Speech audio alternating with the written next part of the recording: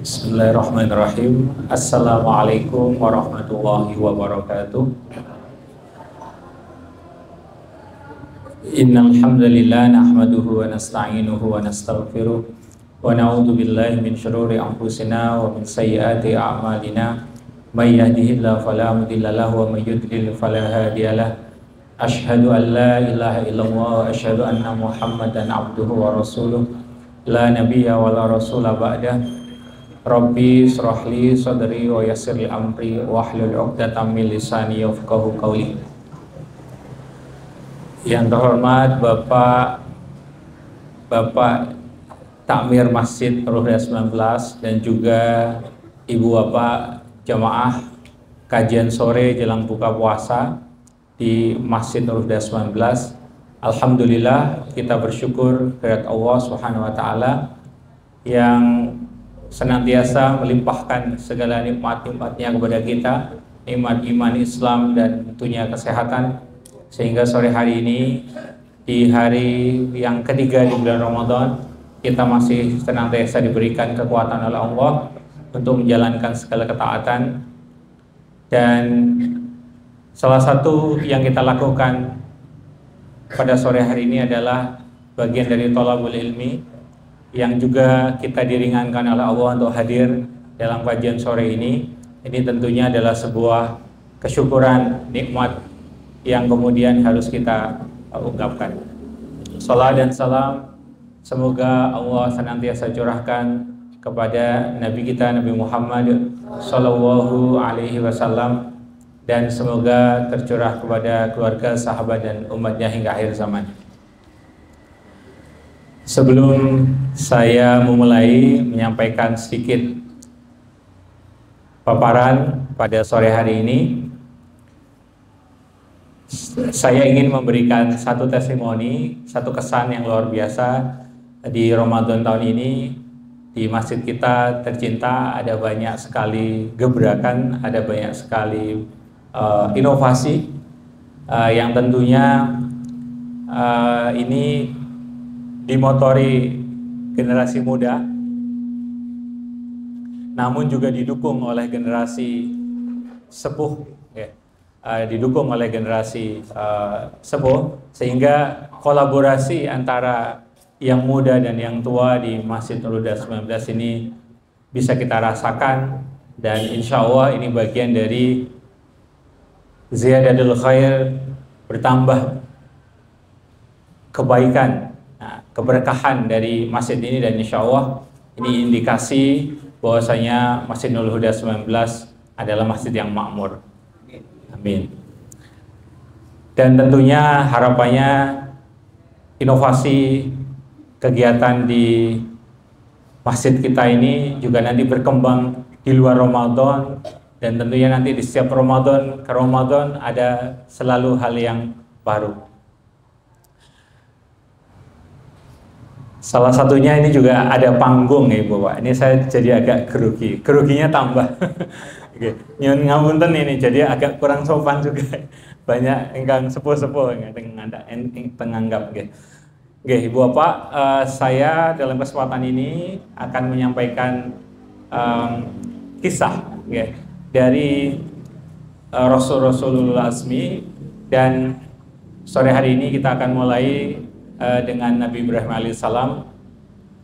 Sebetulnya ada yang lebih awal dari Nabi Ibrahim alaihissalam, yakni Nabi Nuh alaihissalam, tetapi di tahun lalu kita sudah ulas bersamaan dengan kaumnya yang membangkang. Kita sudah ulas di tahun lalu, sehingga kita lanjutkan di Nabi Ibrahim alaihissalam dulu. Yeah. Yang akan kita pelajari dan kita ambil inspirasi dari sosok Nabi Ibrahim ini adalah kokohnya tauhid ya, yang dimiliki beliau, dan bagaimana kemudian kita meneladani kuatnya tauhid Nabi Ibrahim alaihissalam. Baik, di setiap hari Senin insya Allah saya akan berbagi ya, Ibu Bapak sedikit tentang kisah-kisah Rasulullah Azmi Meskipun barangkali mohon izin di Senin Benjang, mengenai saya akan bertukar jadwal karena bentrok dengan jadwal di tempat lain. Tapi insya Allah di Senin pekan ketiga dan keempat insya Allah sesuai dengan jadwal. Jadi mengapa kita belajar tentang Rasul Ulul Azmi? Dalam surat Al-Ahqaf ayat 35 Allah Subhanahu wa taala berfirman, A'udzubillahi minasyaitonirrajim, fasbir kama sabara ulul azmi minar rusuli wala tasta'jil lahum ka'annahum yawma yarawna ma yu'adun lam yalbathu illa sa'atan min nahar balaghum fahal yuhlaku illal qaumul fasiqun.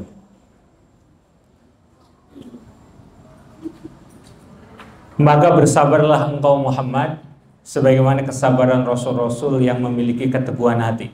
Ya, sebetulnya saya potong di sini saja. Fasbir kama sabara ulul azmi minar rusuli wala tasta'jil lahum. Jadi sebenarnya ayat ini diperuntukkan untuk Nabi Muhammad SAW yang diminta oleh Allah untuk bisa bersabar sebagaimana sabarnya para rasul yang disebut ulul azmi atau rasul-rasul yang memiliki keteguhan hati. Dan kemudian ditutup, dan janganlah engkau meminta agar azab disegerakan untuk mereka. Jadi ketika Rasulullah menghadapi banyak cobaan, rintangan dalam berdakwah menyebarkan Islam,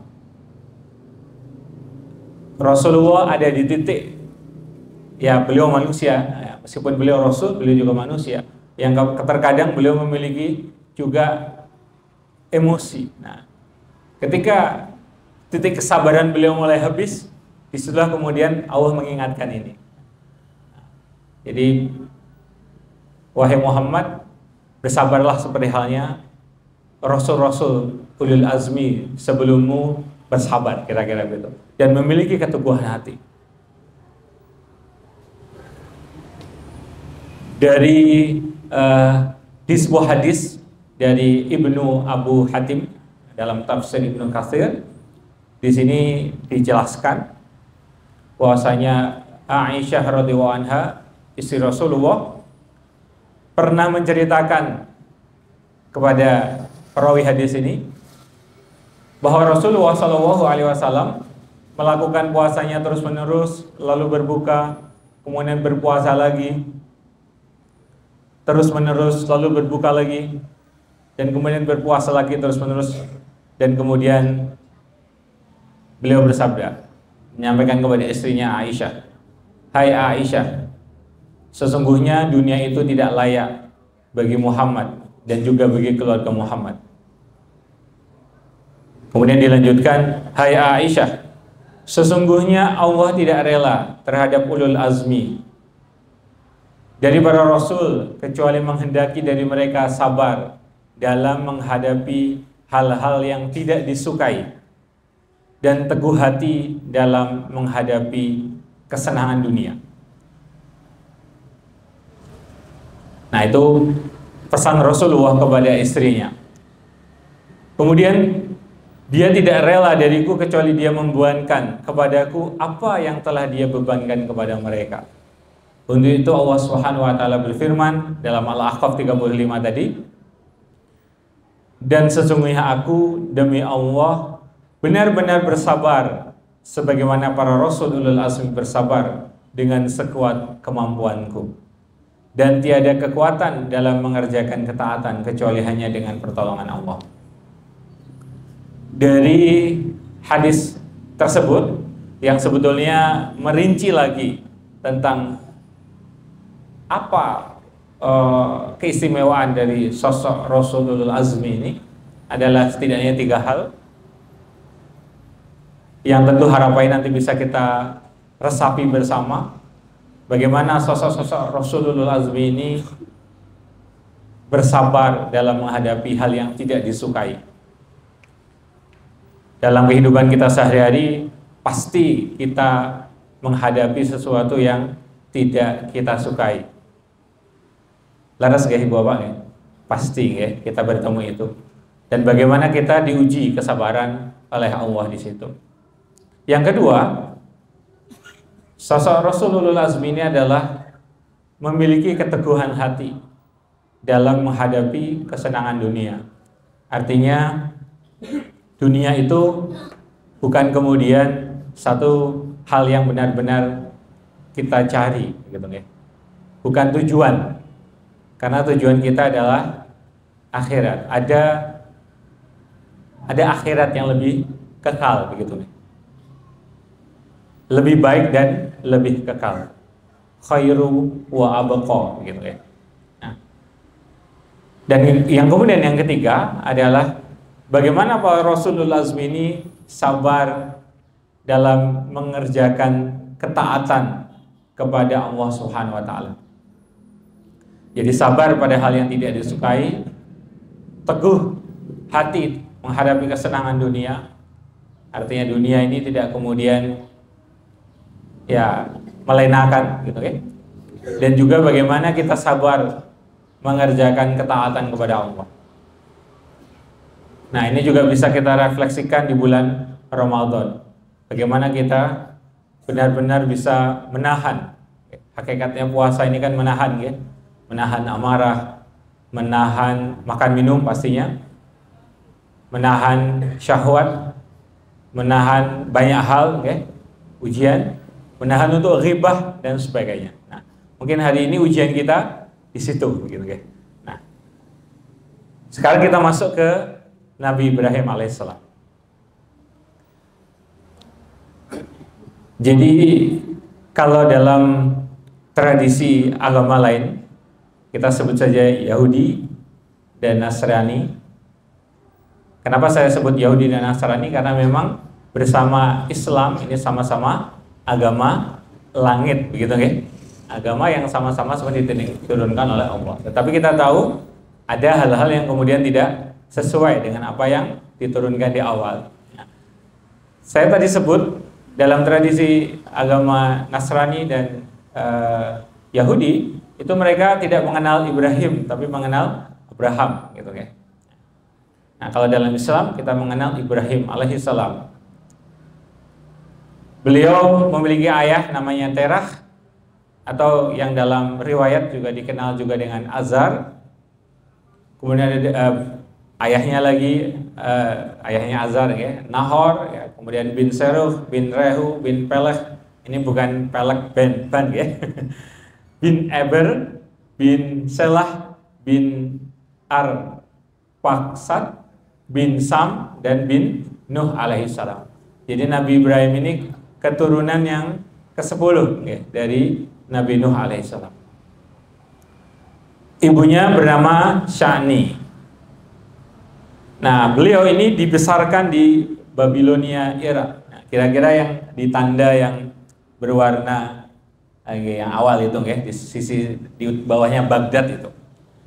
Lalu beliau hidup di sekitar tahun 2000 sampai 1800 sebelum Masehi. Okay.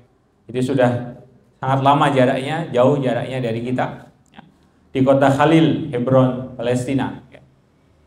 Artinya beliau berhijrah dari Babilonia, Irak ke Haran, Syria. Ya. Rute jalan kakinya itu kira-kira. Nah, kemudian ke Kanaan di Palestina. Nah, beliau hidup hingga 200 tahun. Dan dalam Al-Quran beliau disebut 69 kali. Nabi Ibrahim ini adalah bapaknya para rasul. Ngapunten kalau terlalu kecil ya. Jadi Nabi Ibrahim ini masih sepupuan dengan Nabi Lut, yang kemudian beliau menurunkan banyak sekali rasul. Ada Nabi Ismail, ada Nabi Ishak, Nabi Yakub, Nabi Yusuf, Nabi Ayub, Nabi Zulkifli, Nabi Yunus, Nabi Musa, Nabi Harun, Nabi Ilyas, Nabi Ilyasa, dan tentunya Nabi Muhammad alaihissalam. Jadi bapaknya ya, para rasul gitu ya. Nah, Nabi Ibrahim alaihissalam kita kenal mendapatkan julukan kekasih Allah atau Khalilullah. Dari mana asal atau riwayat sumbernya. Kenapa disebut Khalilullah? Nah, ada dalam surat An-Nisa ayat 125. A'udzubillahi minasyaitonirrajim. Wa man ahsanu dinam mimman aslama wajhahu lillah wa huwa muhsinun wattaba'a millata Ibrahima hanifa wattakhadallahu Ibrahima khalila. Dan Allah telah memilih Ibrahim menjadi kesayangannya, menjadi kekasihnya. Itulah kenapa mendapat julukan beliau kekasih Allah, Khalilullah. Kenapa sangat disayang oleh Allah? Karena Nabi Ibrahim inilah yang meletakkan, yang diminta oleh Allah meletakkan dasar tauhid, pengesaan kepada Allah. Artinya misi tauhid, misi agama tauhid Nabi Ibrahim ini sangat besar, yang menjadi pondasi dari pengesaan Allah pada ajaran atau risalah Rasul-Rasul berikutnya. Hal itu dijelaskan dalam surat yang lain. Wajahidu fillahi haqqa jihadi huwa tabakum wa ma ja'ala alaikum fid dini min haraj millata abikum Ibrahim. Nah, di sini huwa sammakumul muslimin.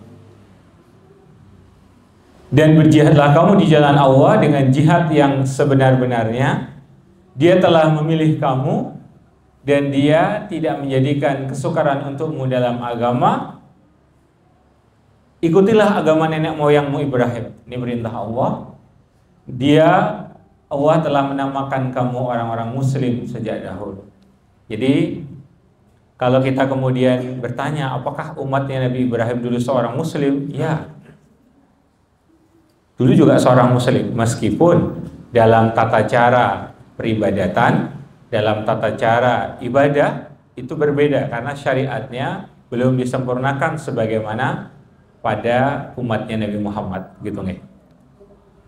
Nah, beliau dengan dasar ayat ini juga beliau bisa dikatakan beliaulah penegak tauhid, dan itu Allah sendiri yang mengendorse gitu, menyebutkan gitu tentang sosok Nabi Ibrahim. Nah, bagaimana perjalanan Nabi Muhammad mencari Tuhan dan kemudian menemukan tauhid yang lurus? Bagaimana menemukan Tuhan yang esa, Allah Subhanahu wa taala, dalam proses pencarian beliau? Dalam Al-An'am ayat 75 sampai 83 dijelaskan, dan demikian kami memperlihatkan kepada Ibrahim kekuasaan kami yang terdapat di langit dan di bumi, agar dia termasuk orang-orang yang yakin. Nah, ini ayat yang sering Pak Dawam baca ya saat menjadi imam di Nurul 19 ya, di masjid kita. Falamma janna alaihi lailu ra'a kaukaban qala hadza rabbi falamma afala qala la uhibbul afilin. Nah, proses perjalanan beliau dikisahkan dalam Al-Quran. Pada suatu malam, ketika malam gelap gulita, Nabi Ibrahim melihat sebuah bintang. Bintang pertama yang dilihat oleh Nabi Ibrahim. Lalu kemudian beliau berkata, inilah Tuhan. Maka ketika bintang itu terbenam, Nabi Ibrahim kecewa dan beliau berkata, aku tidak suka kepada yang terbenam. Awalnya beliau takjub, wah mungkin ini Tuhan yang berkelip indah di malam hari. Tapi ternyata ketika pagi tiba, hilang bintang itu. Kemudian Nabi Ibrahim kecewa. Dan di malam berikutnya, kemudian beliau melihat bulan. Bulan terbit, beliau berkata, inilah Tuhanku. Falamma ra'al qamara bazighan qala hadza rabbi. Falamma afala qala la illam tahdini rabbi la akunanna minal qaumil dhalim. Kemudian ketika ia melihat Bulan terbit, ia berkata, inilah Tuhanku. Tapi ketika bulan itu terbenam, sayang bulan ini juga terbenam.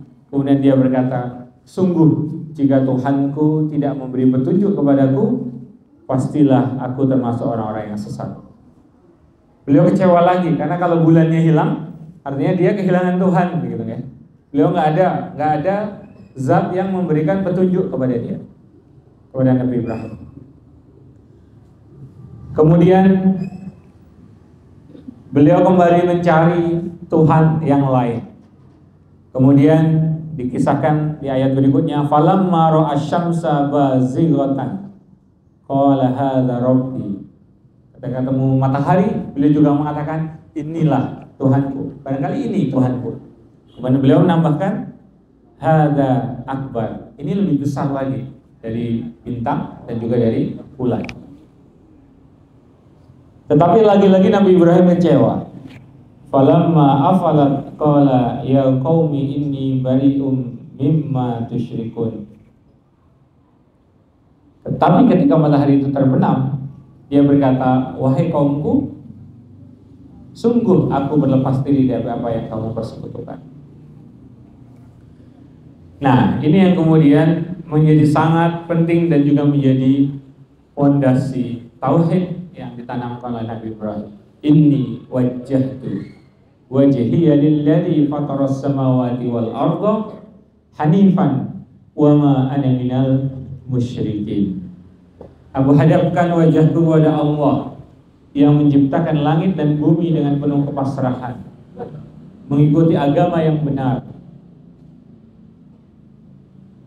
dinan hanifan, dan aku bukanlah termasuk orang-orang yang musyrik. Wa ma ana minal musyrikin. Aku tidak termasuk orang-orang yang berbuat syirik atau menyekutukan Allah. Dan kemudian lanjutan dari ayat ini, kaum Nabi Ibrahim membantah beliau. Lalu kemudian Nabi Ibrahim menjelaskan, apakah kamu hendak membantahku tentang Allah, padahal dia benar-benar telah memberi petunjuk kepadaku.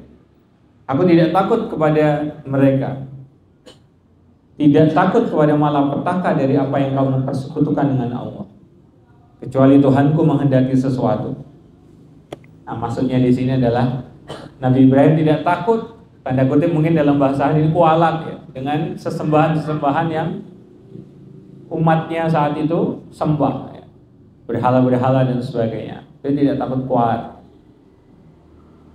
atau mungkin celaka karena ketegasan tauhid beliau, kecuali Tuhanku menghendaki sesuatu.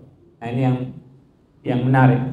Kecuali memang hal yang membuat saya celaka itu atas izin Allah. Nah, ini yang jadi penting. Artinya Ginyun Sewu untuk konteks hari ini barangkali ya, saya kalau bapak-bapak kayak ini, saya pakai akik gitu ya. Wah, saya kalau pakai akik itu mantep. Nah, ini hati-hati. Hati-hati. Jangan sampai kemudian akik itu kemudian bisa menggoyang keimanan kita. Seakan kita bisa lebih selamat ya dari apa yang akan kita hadapi ketika kita memakai akik gitu. Pun juga kita bisa celaka. Wah, aku kok nggak tenang kalau tidak pakai akik. Nah, ini bermasalah nanti tauhid gitu kan. Nah, kemudian ilmu Tuhanku meliputi segala sesuatu. Wasi'a rabbi kulla syai'in ilma. Nah, ini luar biasa. Ini juga cermin tauhid yang kuat dari Nabi Ibrahim. Ilmu Tuhanku meliputi segala sesuatu. Allah ini maha tahu akan segala sesuatu. Allah lah yang menakdirkan baik dan buruk dan sebagainya. Tidaklah kamu dapat mengambil pelajaran. Nah, ini nasihat Nabi Ibrahim pada kaumnya yang membantah. Setelah proses pencarian Nabi Ibrahim menyampaikan tentang keesaan Allah kepada mereka, tapi dibantah. Nah, kemudian bagaimana aku takut kepada apa yang kamu persekutukan dengan Allah, padahal kamu tidak takut dengan apa yang Allah sendiri tidak menurunkan keterangan kepadamu untuk mempersekutukannya. Nah, ini luar biasa juga. Ini pelajaran landasan tauhid yang sangat penting juga, Ibu Bapak. Wa kaifa akhafu ma asyraktum wa la takhafuna annakum asyraktum billahi ma lam yunazzil bihi alaikum sultana. Bagaimana aku takut kepada apa yang kamu persekutukan atau yang apapun ya yang disembah itu. Padahal kamu tidak takut dengan apa yang Allah sendiri tidak menurunkan keterangan. Artinya Allah tidak memerintahkan menyuruh. Kesyirikan itu kok kamu lakukan? Kok kamu malah tidak takut dengan Allah? Kira-kira begitu yang ditekankan oleh Nabi Ibrahim. Nah kemudian ditutup ya, oleh Allah dengan manakah dari kedua golongan itu yang lebih berhak mendapatkan keamanan dari malapetaka jika kamu mengetahui. Nah, kira-kira gitu. Golongan yang memegang teguh pada tauhid atau justru yang orang yang mempersekutukan Allah? Mana yang seharusnya mendapatkan keamanan dari malapetaka?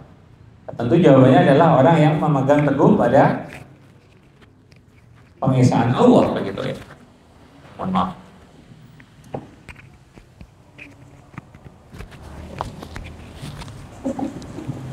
Oke.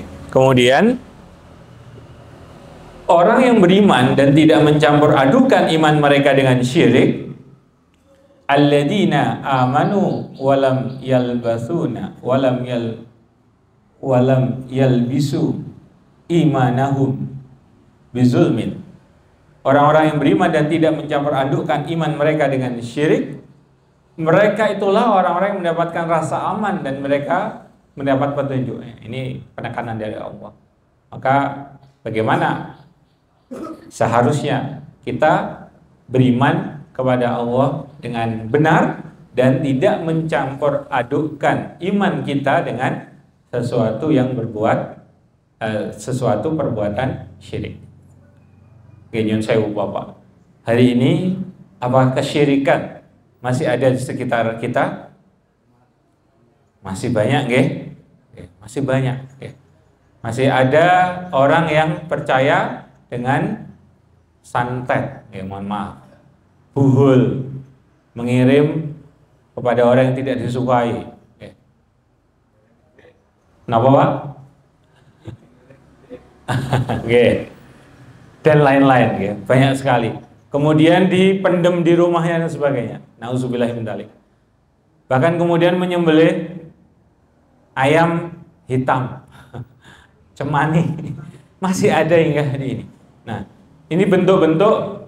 Padahal dia kemudian mengatakan beriman kepada Allah. Dikatakan Allah mengampuni dosa-dosa kita kecuali dosa syirik. Nah, ketika kita masih menyandarkan, menyandarkan kekuatan lain selain Allah, nah ini bagaimana Allah mau melihat kita, gitu ya, mengkasihani kita, berbelas kasihan kepada kita sebagai hambanya? Tentu tidak.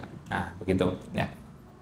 Nah, kemudian ditutup ayat ini, kumpulan ayat ini oleh Allah, dan itulah keterangan kami yang kami berikan kepada Ibrahim untuk menghadapi kaumnya. Jadi memang ini adalah wahyu dari Allah kepada Nabi Ibrahim, ya, yang kemudian sekaligus sebagai landasan tauhid, landasan pengesaan Allah, ya, dari ajaran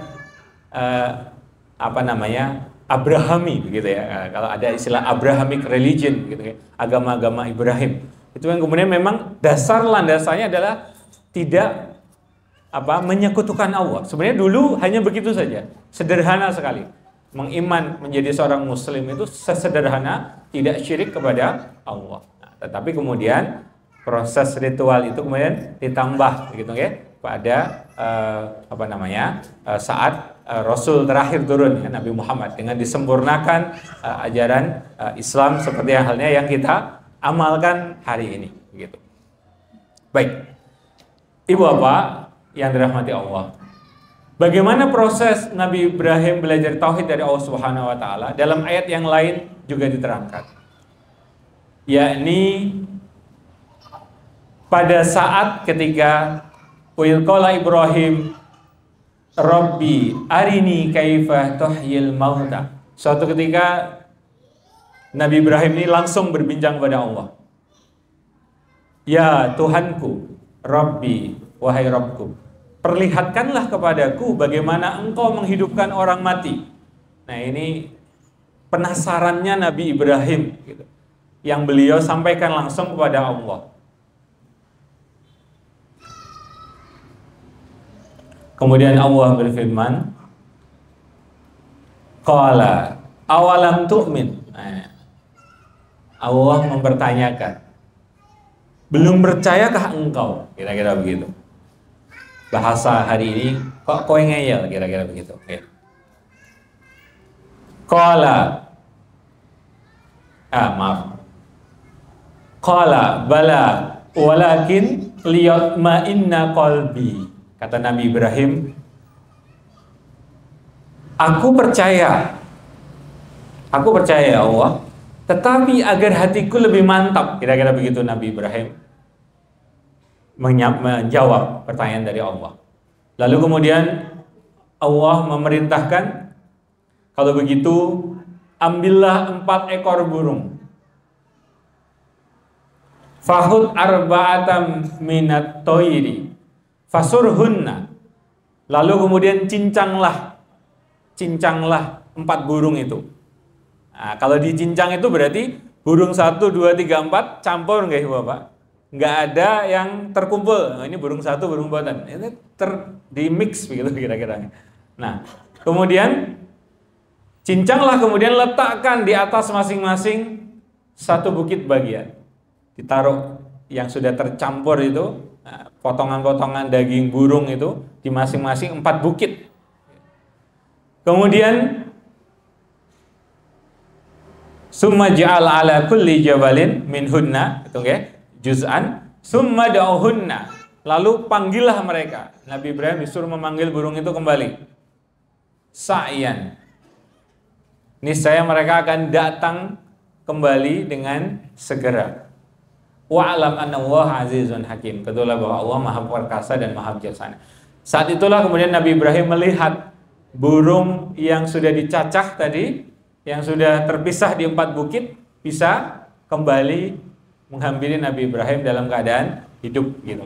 Dan disitulah keimanan Nabi Ibrahim semakin kuat tentang bagaimana Allah ini benar-benar Rabb semesta alam, ya, dan benar-benar bisa menghidupkan orang yang mati gitu.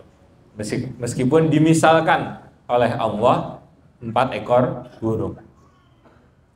Lalu kemudian dalam Al-An'am 74 dan Al-Baqarah 258, di sini juga dikisahkan bagaimana ketika Nabi Ibrahim berkata kepada ayahnya Azar, wa idza qala Ibrahimu li abihi Azar atattakhidhu asnaman alihah. Dan ingatlah ketika Ibrahim berkata kepada ayahnya Azar, pantaskah engkau menjadikan berhala-berhala itu sebagai Tuhan? Inni araka wa qaumaka fi dhalalim mubin. Sesungguhnya aku melihat engkau dan kaummu dalam kesesatan yang nyata. Nabi Ibrahim berani menyampaikan kepada ayahnya bahwasanya kamu itu sesat, kira-kira begitu. Kamu dan kaummu itu dalam kesesatan karena kamu menjadikan berhala sebagai Tuhan. Meskipun ini ada catatan dari tafsir Ibnu Katsir bahwasanya dijelaskan dalam riwayat di situ bahwasanya Azar ini juga ada yang mengatakan bahwasanya beliau bukan ayah Nabi Ibrahim tapi paman. Meskipun dalam Al-Qur'an disebut sebagai ayah kalau kita terjemahkan ya. Li abihi ya. Tetapi ada yang menafsirkan itu adalah paman. Nah, kemudian dalam ayat ke-258 di Al-Baqarah, tidaklah engkau memperhatikan orang yang mendebat Ibrahim mengenai Tuhannya, karena Allah telah memberinya kerajaan dan kekuasaan. Siapa kira-kira Ibu Bapak sosok yang mendebat Nabi Ibrahim? Dia orang yang punya kerajaan atau kekuasaan. Beliau adalah Raja Namrud, gitu kan? Nah, dikisahkan, meskipun tidak disebut namanya oleh Allah dalam ayat ini, tapi ini merujuk pada Namrud. Nah, saat itu Nabi Ibrahim berkata, Tuhanku ialah yang menghidupkan dan mematikan. Rabbiyalladzi yuhyi wa yumit. Kemudian Namrud dengan sombongnya mengatakan, ana uhyi wa umit. Saya juga dapat menghidupkan dan mematikan. Artinya dia memberi contoh, dia membiarkan seseorang hidup, dan kalau dia mau membunuh seseorang dia juga bisa. Nabi Ibrahim kemudian mengatakan, Allah menerbitkan matahari dari timur, maka terbitkanlah ia dari barat. Nah ini, qala Ibrahim, fa inna Allaha ya'ti bisyamsi minal masyriq. Kemudian ditantang Namrud oleh Nabi Ibrahim, fa'ti biha minal maghrib. Bisa enggak kamu menerbitkan matahari dari barat? Kemudian Raja Namrud bingung. Disebutkan di sini, maka bingunglah orang yang kafir itu. Allah tidak memberi petunjuk kepada orang-orang yang zalim. Nah, kemudian tentu ada kisah yang sudah sangat masyhur kita kenal tentang dari sequel cerita Nabi Ibrahim dalam Al-Quran, yaitu dalam Al-Anbiya ayat 52 sampai 67.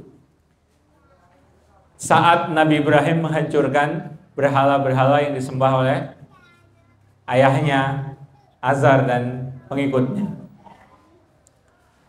Mereka bertanya, ya setelah dihancurkan berhala itu, kemudian salah satu dari mereka bertanya, apakah engkau yang melakukan perbuatan ini kepada Tuhan-Tuhan kami, wahai Ibrahim?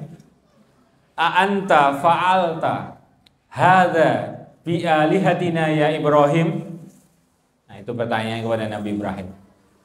Kemudian Nabi Ibrahim jawab, qala bal fa'alahu kabiruhum. Nah, ini yang sangat lucu. Nabi Ibrahim menjawab, sebenarnya patung besar itu yang melakukan, karena memang Nabi Ibrahim menyisakan satu patung besar. Kita sudah mendengar dari kecil kayak cerita ini. Tetapi kalau dalam versi Al-Quran ini menarik dalam tata bahasa Arabnya. Bal fa'alahu kabiruhum hada. Kemudian Nabi Ibrahim bilang, fas'aluhum in kuntum in kanu yang tikun. Maka tanyakanlah kepada mereka, kepada berhala besar itu, jika mereka dapat berbicara. Disisakan beberapa, itu tidak satu, beberapa yang besar-besar. Nah, ini sangat cerdas Nabi Ibrahim. Lalu kemudian orang-orang yang kafir, yang menyembah berhala itu, kemudian mereka kembali pada kesadaran mereka dan berkata, artinya mereka kemudian berpikir dan kemudian tersadar, sesungguhnya kamulah yang menzalimi diri sendiri. Kemudian mereka menundukkan kepala lalu berkata, engkau Ibrahim pasti tahu bahwa berhala-berhala itu tidak dapat berbicara. Nah, ini yang lucu sekali juga. Laqad alimta maha ulai yang tikun. Ibrahim, kamu tuh tahu dia itu nggak bisa berbicara, gitu kan kira-kira. Nah, ini kesempatan Nabi Ibrahim untuk ngomong, untuk menyampaikan. Untuk kalau bahasanya stand up comedy itu punchline gitu gitu. Oke. Tohoan terakhirnya gitu. Mengapa kamu menyembah selain Allah? Sesuatu yang tidak dapat memberi manfaat sedikit pun. Allah tidak pula mendatangkan dan tidak pula mendatangkan mudarat kepada kamu. Afa ta'buduna min dunillahi ma la yanfa'ukum syai'an wa la yadurrukum. Nah, ini luar biasa bagaimana Nabi Ibrahim menohok ya orang-orang yang menyekutukan Allah dengan menyembah berhala dan menuduh Nabi Ibrahim yang merusak patung itu. Memang Nabi Ibrahim yang merusak begitu kan. Tapi itu bagian dari dakwah Nabi Ibrahim. Nah, kemudian apa akibat dari yang dilakukan Nabi Ibrahim? Nabi Ibrahim kemudian dibakar oleh Raja Namrud dan pengikutnya saat itu. Faqalu harrikuhu wansuru alihatakum in kuntum fa'ilin. Mereka berkata, bakarlah dia dan bantulah Tuhan-Tuhanmu jika kamu benar-benar hendak berbuat. Nah, ini memprovokasi orang-orang yang menyembah berhala agar membantu Tuhan mereka yang sudah rusak oleh Nabi Ibrahim. Maka waktu itu orang-orang di negeri tersebut berbondong-bondong mengumpulkan kayu bakar. Dan Nabi Ibrahim diletakkan ini dalam tafsir Ibnu Katsir dalam sebuah cekungan. Kemudian Nabi Ibrahim diletakkan di situ bersama kayu bakar, dan kayu itu nyala yang belum pernah ada sebelumnya. Artinya benar-benar kobaran api yang dahsyat sekali. Tetapi kemudian Allah berfirman, ya naru kuni bardan wa salaman ala Ibrahim. Wahai api, jadilah kamu dingin dan penyelamat bagi Ibrahim. Nah, ini yang kemudian atas izin Allah Nabi Ibrahim diselamatkan, api menjadi dingin. Api yang kobarannya luar biasa kemudian menjadi dingin. Dan ditutup wa najjaynahu wa lutan ilal ardil lati barakna fiha lil alamin. Dan kami selamatkan dia Ibrahim dan Lut ke suatu negeri yang telah kami berkahi untuk seluruh alam. Dan kita tahu kemudian perjalanan hidup Nabi Ibrahim setelah itu adalah beliau mendapatkan perintah untuk menuju satu negeri yang bernama Bakkah atau Makkah, yang kemudian beliau diperintahkan untuk mendirikan Ka'bah, dan kemudian disitulah yang menjadi dasar syariat haji. Baik, ada hadis yang dari Rasulullah bersabda yang menceritakan doa Nabi Ibrahim saat dilemparkan ke dalam api yang menyala. Nah, doa ini juga luar biasa, bisa menjadi inspirasi kita karena syarat dengan tauhid yang betul-betul kuat sekali dari Nabi Ibrahim. Allahumma innaka fis sama'i wahidun. Ya Allah, sesungguhnya Engkau di langit itu esa. Wa ana fil ardi wahidun. Dan saya di bumi seorang diri. Wahidun a'buduk. Saya di bumi seorang diri menyembahmu. Nah, ini jadi bagaimana beliau menunjukkan bahwasanya di tengah beliau dalam kondisi yang mengancam nyawa beliau berdoa kepada Allah dengan tulus. Ya Allah, Engkaulah Maha Esa, kira-kira begitu. Engkau innaka fis sama'i wahid. Kau di langit itu esa, dan aku di bumi ini juga sendirian, kira-kira. Yang hambamu ini membutuhkan bantuan, kira-kira begitu. Dan aku di sini meskipun seorang diri, aku menyembahmu. Nah, ini luar biasa. Nah, ini bisa menjadi doa yang juga kita bisa amalkan ketika kita dalam keadaan yang sulit, kita butuh pertolongan Allah dan kita yakin hanya menyandarkan segala sesuatu kepada Allah. Nah, ini doa yang mujarab insyaallah. Nah, kemudian karena sudah semakin mepet ini semoga cukup. Jika nanti tidak cukup, kita lanjutkan di pekan selanjutnya. Bagaimana kemudian dialog Nabi Ibrahim dan Azar ayahnya dalam surat Maryam 41 sampai 48. Dan ceritakanlah Muhammad kisah Ibrahim di dalam kitab Al-Quran. Jadi kisah Nabi Ibrahim, kakek para rasul, ini juga diperintahkan oleh Allah untuk dikisahkan oleh Nabi Muhammad kepada umatnya, begitu. Innahu kana siddiqan nabiyya. Sesungguhnya dia adalah seorang nabi yang benar. Seorang nabi dan juga seorang yang memegang kebenaran. Iz qala li abihi ya abadi lima ta'budu ma la tasma'u wa la yubsiru wa la yughni anka syai'a. Wahai ayahku, mengapa engkau menyembah sesuatu yang tidak mendengar, tidak melihat, dan tidak dapat menolongmu sedikit pun? Nah, ini bagaimana Nabi Ibrahim menyentil ayahnya, mengingatkan ketika ayahnya tidak lurus tauhidnya, begitu nggih, menyekutukan Allah. Kemudian, wahai ayahku, sungguh telah sampai kepadaku sebagian ilmu yang tidak diberikan kepadamu, maka ikutilah aku. Nah, ini luar biasa juga. Bagaimana dengan sangat sopan dan sabar menyampaikan kepada ayahnya. Ya abadi inni qad ja'ani minal ilmi ma lam ya'tika fattabi'ni. Niscaya aku akan menunjukkan kepadamu jalan yang lurus. Ahdika siraton sawiyya.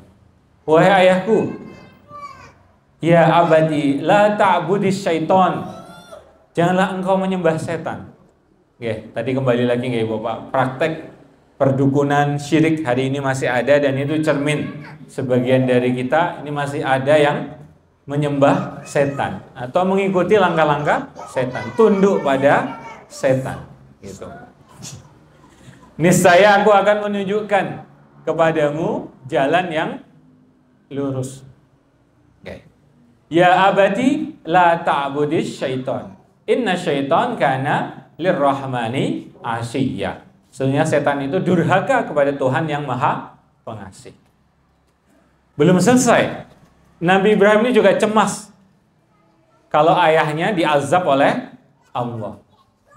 Sungguh aku khawatir engkau akan ditimpa azab dari Tuhan yang Maha Pengasih, sehingga engkau menjadi teman bagi setan. Dia ayahnya kemudian berkata, bencikah engkau kepada Tuhan-Tuhanku, wahai Ibrahim? Jika engkau tidak berhenti, pasti engkau akan kurajam. Maka tinggalkanlah aku untuk waktu yang lama. Nabi Ibrahim kemudian mendoakan ayahnya, semoga keselamatan dilimpahkan kepadamu. Aku akan memohonkan ampun bagimu kepada Tuhanku. Sesungguhnya dia sangat baik kepadaku. Dan aku akan menjauhkan diri darimu dari apa yang engkau sembah selain Allah. Dan aku akan berdoa kepada Tuhanku, mudah-mudahan aku tidak akan kecewa dengan berdoa kepada Tuhanku.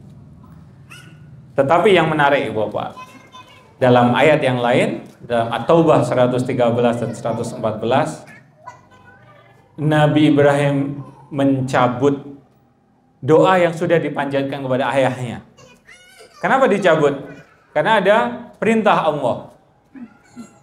Tidak pantas bagi Nabi dan orang-orang yang beriman memohonkan ampunan kepada Allah bagi orang-orang yang musyrik. Nah, ini.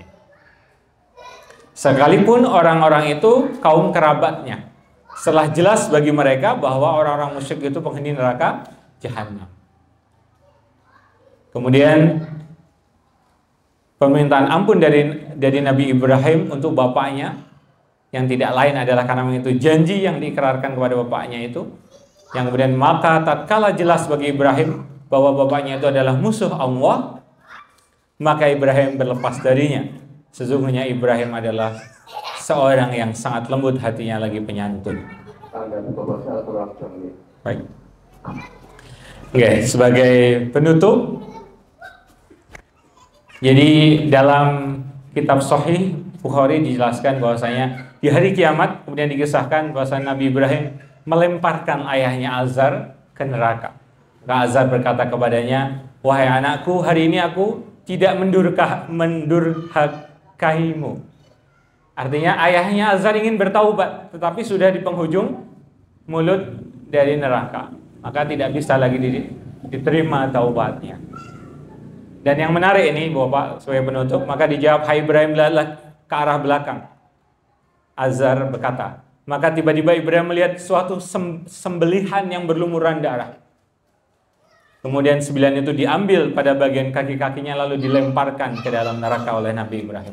Nah, ini Ini apa namanya? Baik Ibu Bapak, ini kisah dari Nabi Ibrahim yang semoga kita bisa petik betapa beliau seorang yang sangat kuat menegakkan tauhid, dan semoga kita bisa senantiasa memegang tauhid dengan kuat, mengesahkan Allah dengan kuat dan sesungguh-sungguhnya. Insyaallah kita lanjutkan di pertemuan selanjutnya.